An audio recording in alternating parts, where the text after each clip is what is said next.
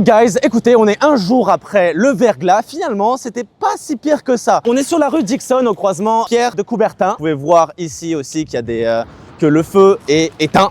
Donc bon, il n'y a pas d'électricité encore. Mais Hydro-Québec a fait plutôt une belle job. Il n'y a pas eu grand-chose. On s'est déplacé à quelques endroits. Vous voyez, il y a quelques branches qui se sont cassées. Mais pas grand-chose overall.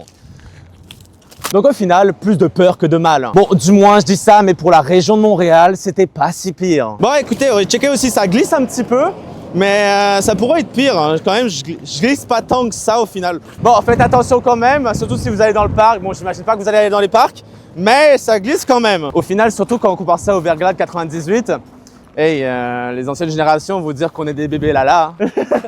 Bon, l'autre constat qu'on a à faire, évidemment, c'est les autos qui sont gelées. Vous le voyez, c'est quand même gelé, mais c'est pas si pire au final, hein. On pensait que ça allait être beaucoup plus pire que ça. Bon, j'ai aussi un autre spot à vous montrer. On est sur Saint-Lô et Van Horn.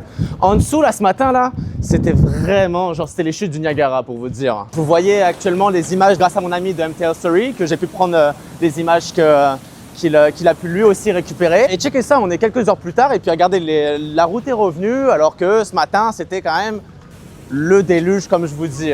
Allons voir si quand même ça a gelé un petit peu. Ouais, checkez ici, regardez là. Tu sais, il n'y a plus rien. Ce matin, c'était complètement fini. Fait que, au final, hein, plus de peur que de mal, hein, finalement. Oh, checkez ça.